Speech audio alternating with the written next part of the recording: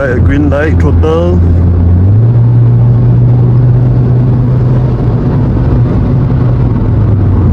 Not much of body roll to be honest, but a little bit of oversteer just now. I can feel it. Alright.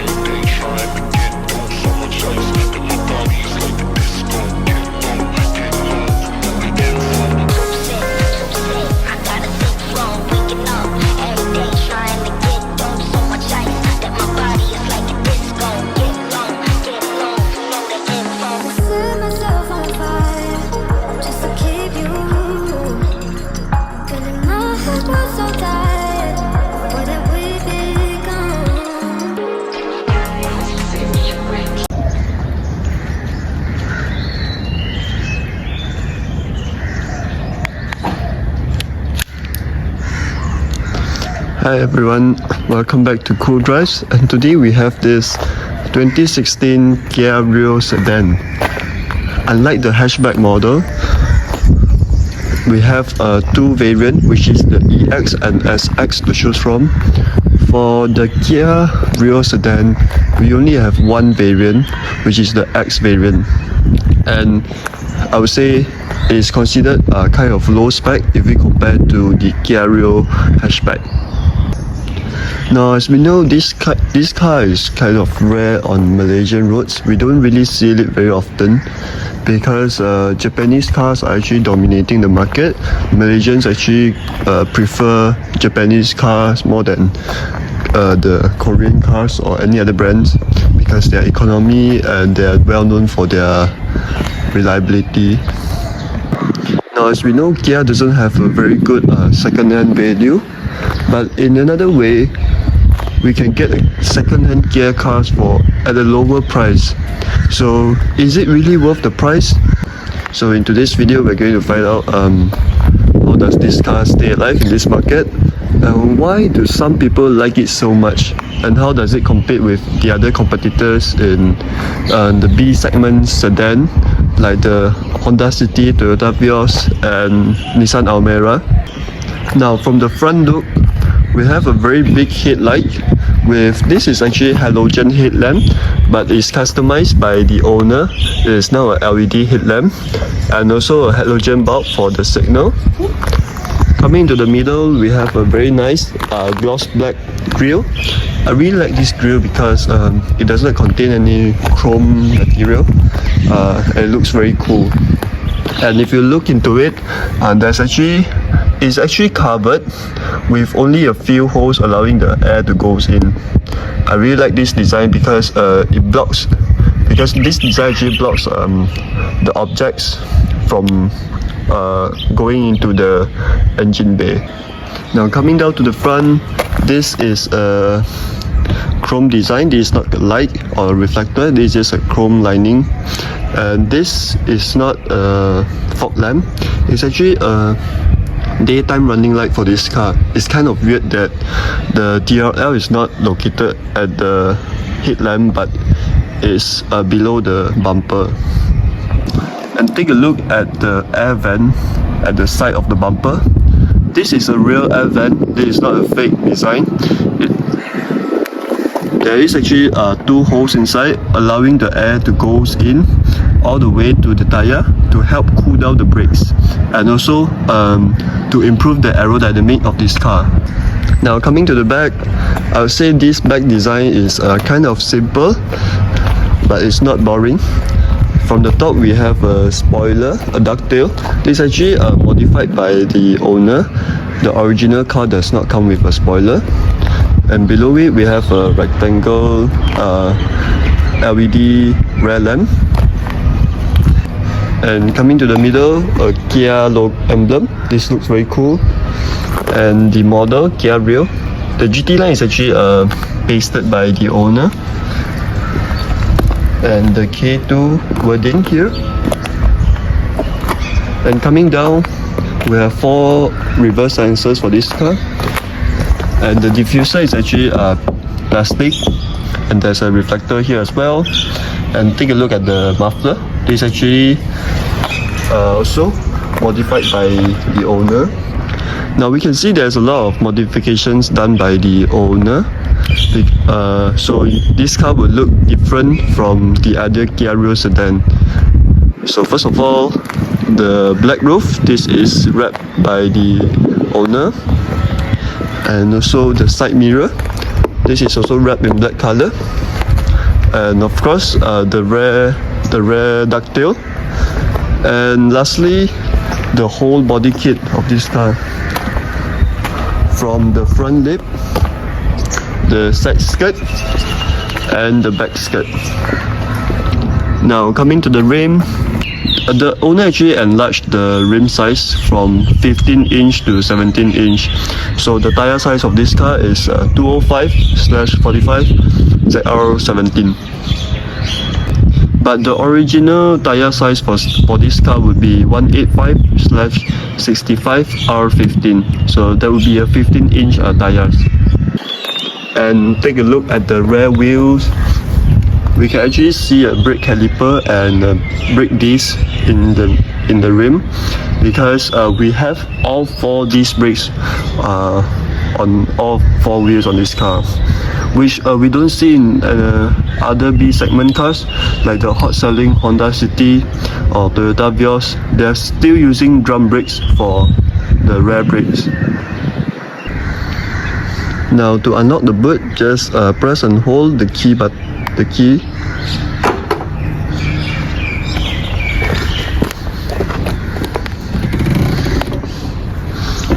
And for this boot, we have 389 liters of boot space, which is considered very big. And look at it, it's kind of deep. So yeah, I would say this is a very big trunk. And below it, it actually has a spare tire and some tire changing tools. And of course, if you want more storage space or you want to extend the boot space, you can also put down the second row seat, because it has the 6:4 folding function. So they can be folded down and you will be able to put longer things into the car. Right, now to unlock the car, we have to use the key, because this car does not come with the keyless entry system. Right. To start the car, there's a key hidden inside the remote control. Just press it and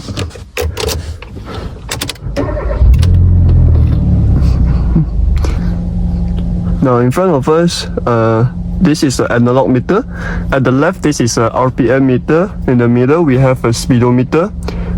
And below it, there is a mini screen showing the fuel level and also the fuel consumption of the car. And at the right, at the top, there is a fuel level.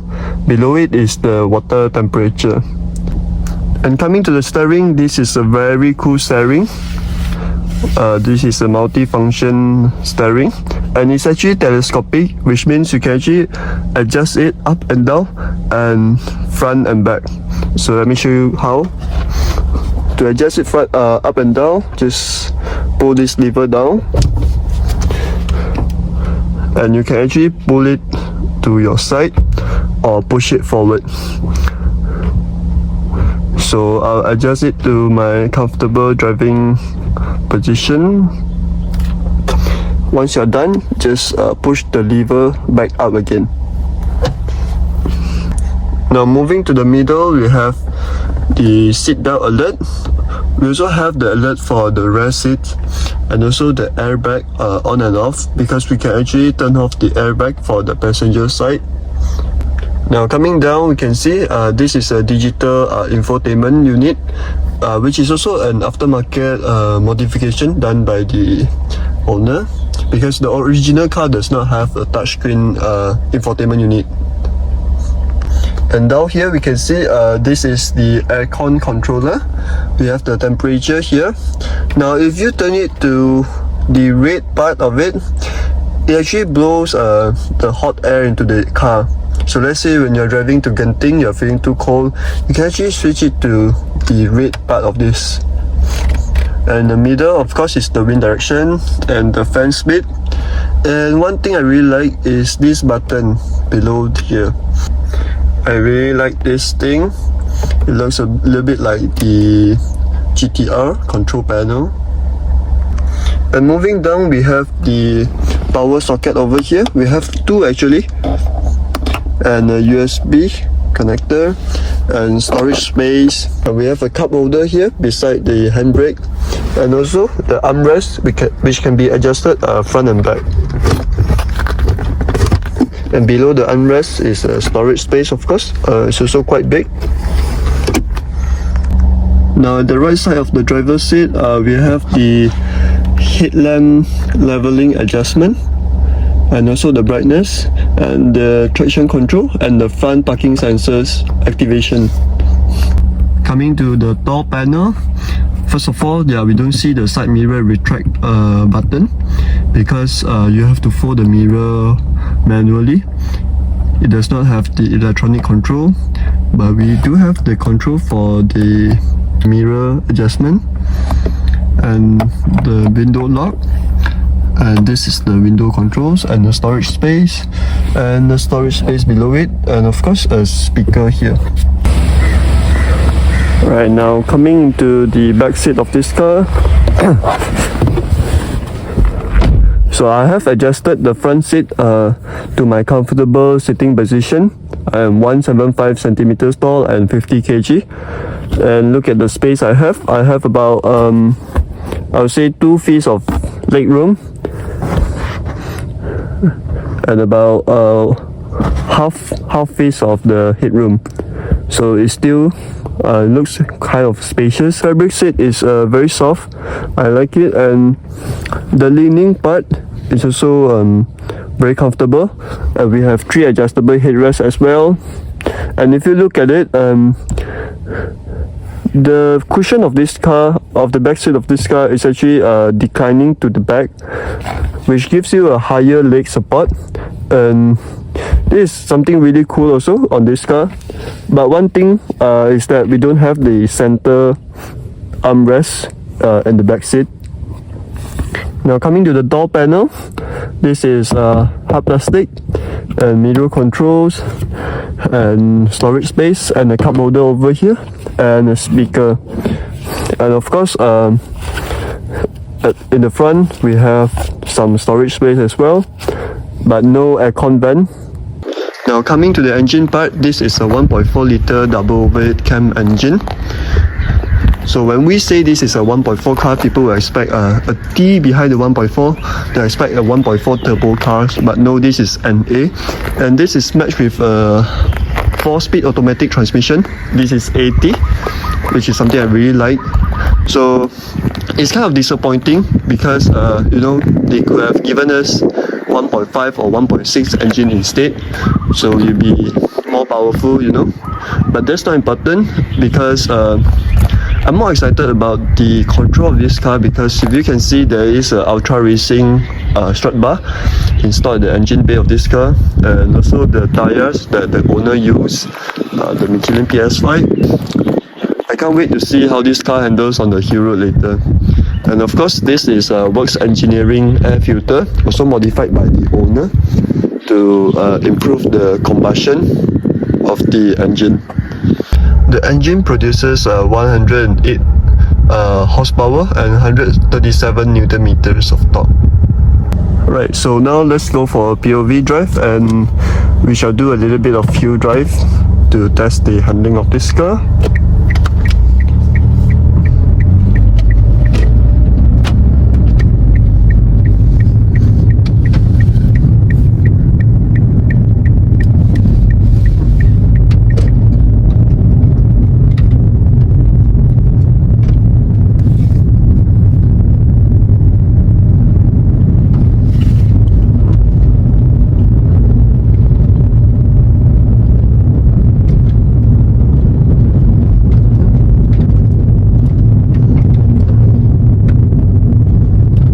of all, let's talk about the visibility of this car. This is just nice. Like I have driven Honda City GM2 and GM6 before, and also the Toyota Vios. It's about the same, but I would say this has a better visibility, a very big windscreen, and the back window is also quite big, and the side windows, everything just doesn't block any view.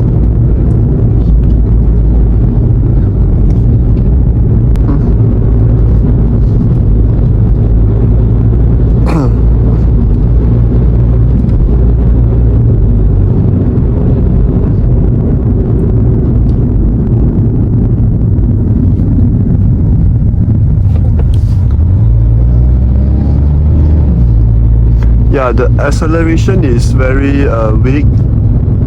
You just have to step more on the gas pedal. You feel that the acceleration is quite weak. The car wouldn't go, so you have to press more.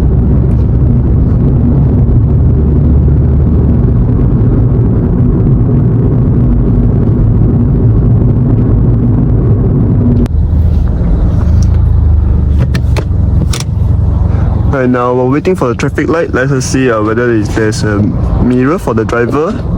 Yes, there is a mirror, and also there is a lamp for you. When you close it, it automatically switches off the light. And this is a very cool design. And yeah, we have the same thing at the passenger side as well. There's a light here. This is something that you couldn't find in Honda City or Toyota Vios. And for the steering, yeah, for the left side is the audio control. Of course, we have the volume button and the call button. And this is to switch between the Bluetooth or to the main screen. This is of course to mute. Right now, at the right, this is the song selection, where you can actually skip the song or go back to the previous song. This two button below it is for the mini controller in front.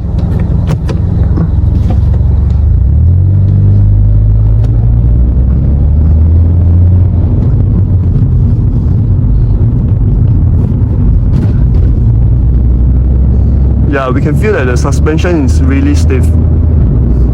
Now the owner has also added a ultra racing bar at the rear suspension, which is below the car, attached to the rear suspension. So yeah, the overall feeling of this car will feel stiff, very stiff.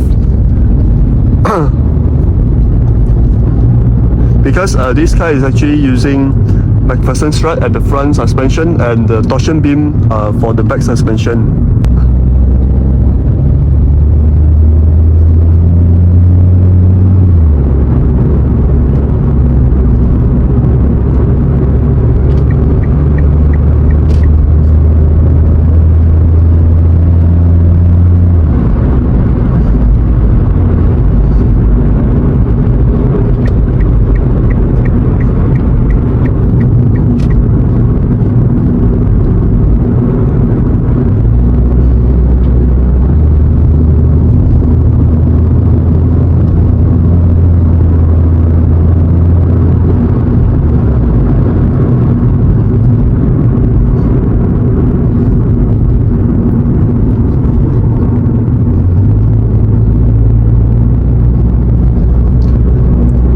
So for the soundproofing, the NVH of this car, so far no rattling sounds. I don't hear any rattling sounds from the interior, so those are still very good.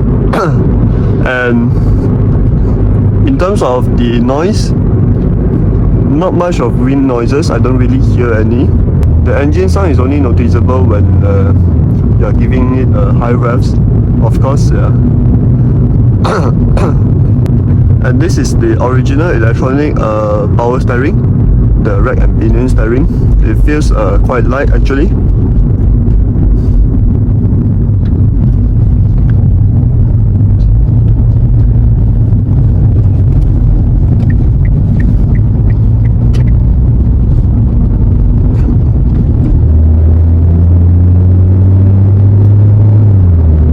can see it's really a little bit of under power.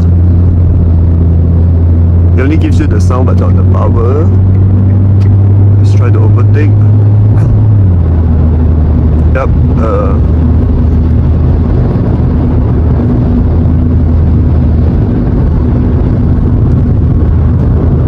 Very nice handling.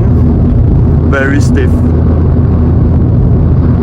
I can even feel a little bit on understeer just now.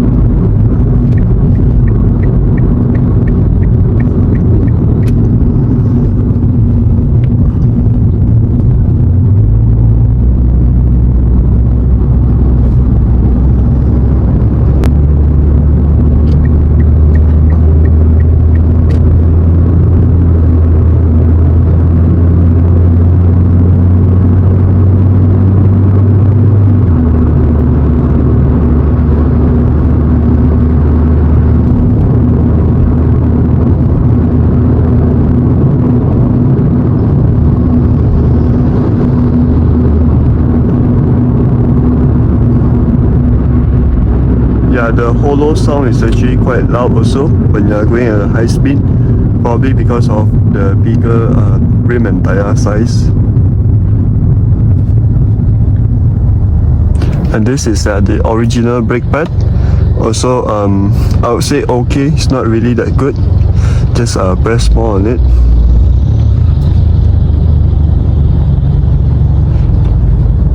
Of course, this is an economy car, it's not a performance car, so it actually fulfill the economy car's brake requirements.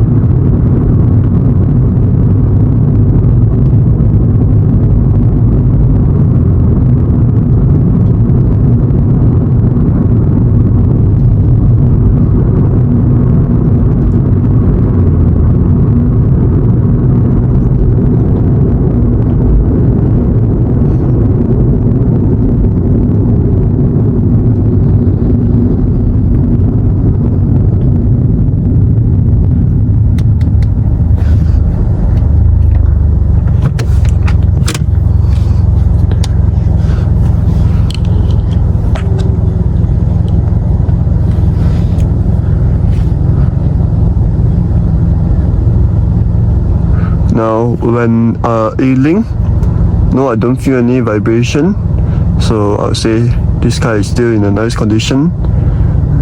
The engine mounting, everything is still smooth, and when everything is good, the cabin feels very good, very nice. You know, especially with all this aesthetic design, actually enhances the overall look of it. And we also have a speaker here at the A pillar. It's very nice.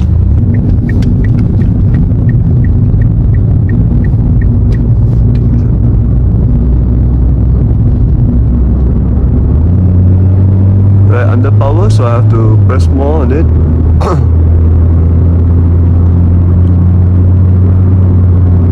Good handling.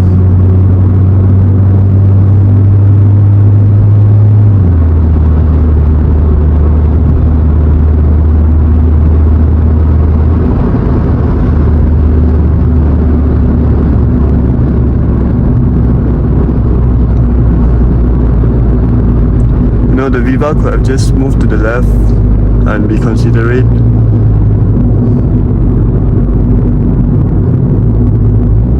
Right, time for manual mode, I guess. Second gear. Alright.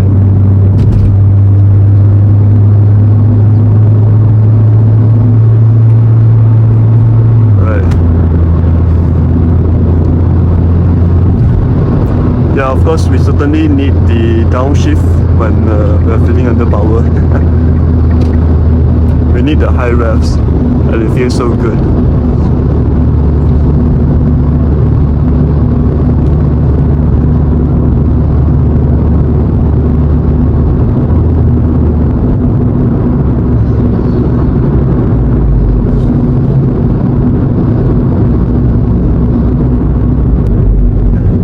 Now in terms of safety, of course, we have the ESC control and the EBD and the ABS, anti-lock braking system, and we have 6 airbags in this car, 2 at the front, 1 at the steering and 1 at the dashboard, and there is also an airbag in the seat as well, the 2 front seats, and of course a curtain airbag at the back.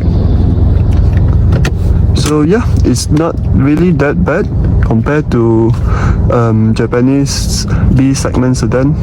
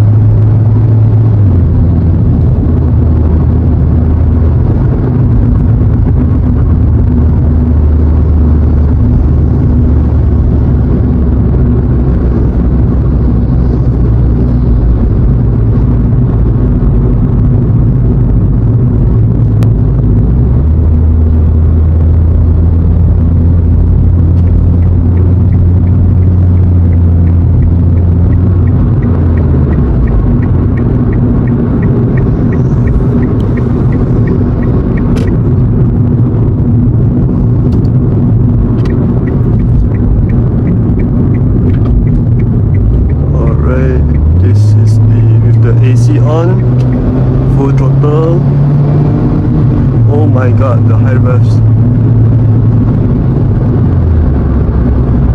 Oops, no brakes, 80, alright. A little bit of brakes. Okay, releasing the brakes, pedal, throttle, nice. Oh my god, look at this handling, man. Let's take some line. Alright, a green light, throttle.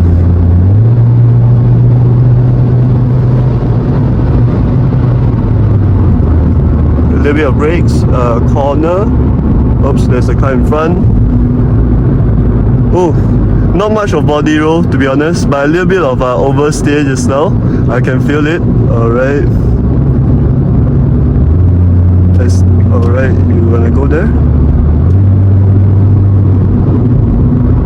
Oh, there's a car coming in front. Let's slow down a little bit. We take the left lane. Right, go back. I would say the handling is superb. Oh my god. You don't need brakes for corners for this car, seriously.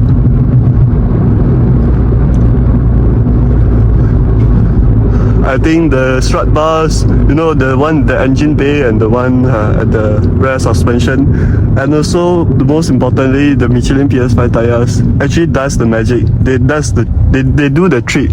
They do the magic, and I really like it, bro. Seriously. Now they say is you feel more fun driving a less powerful car compared to a powerful car, because yeah, you have to push it to the limit, so you can actually feel the high revs. You can feel everything. The engine is feeling the pressure, everything. Yeah, it's so much fun. But of course, we have to consider safety first when you are driving, or when you want to drive fast, of course. make sure your car has everything that it needs to provide you the safety. Yeah, that's the most important.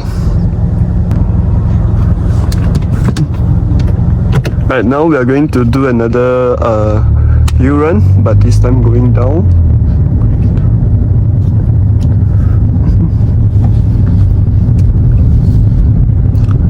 As always, safety first. Second gear.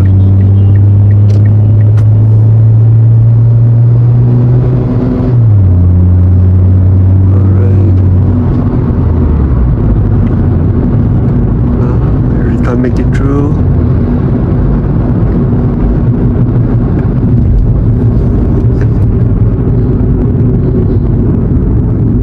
Now one thing that I like about this car also, you don't hear any compressor or aircon sound coming from the engine bay. And you cannot feel that the compressor is running. You know, like the other cars, you can actually feel the vibration and also a sound coming from the engine when the compressor is working. But it's not the case in this car.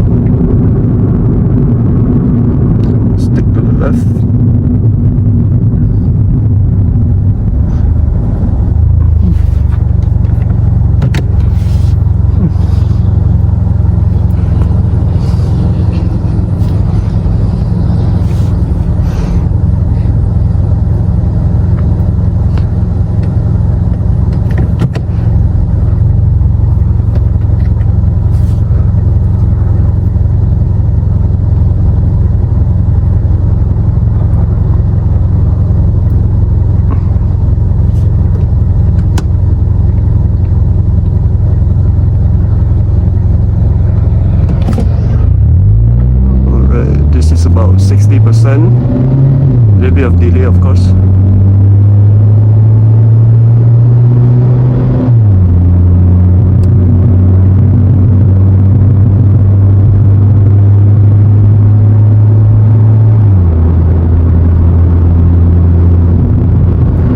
Right now let's take some line for the corner, a little bit of brakes.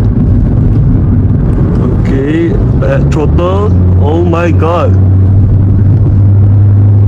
No oversteer, no understeer, no body roll, everything just nice. Oh my god. This is very superb handling, I'll say. So for your information, this car has the same owner as the Prodo Elza H in my previous video. And you know, the owner actually does everything according to his preference. And this is very cool setup. And look, I already really like the Elza, and I like this better. I feel that I like the handling of this car better. You know, like I said, Elza feels like a wagon in terms of the driving experience, everything. But this car is just nice.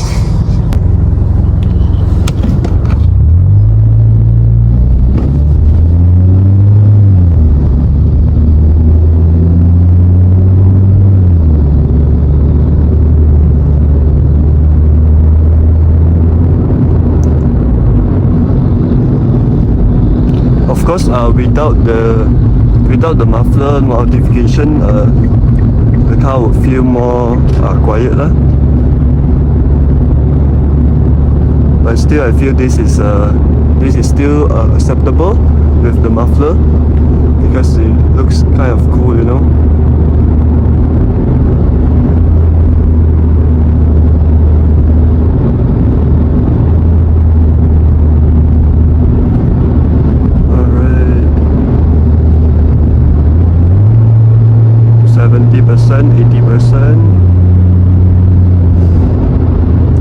Yeah, this car is not powerful at all. especially during acceleration, it feels like a CVT, pulling a very heavy car. But yeah, of course, if you're willing to press more, the power will still be there. It's still sufficient.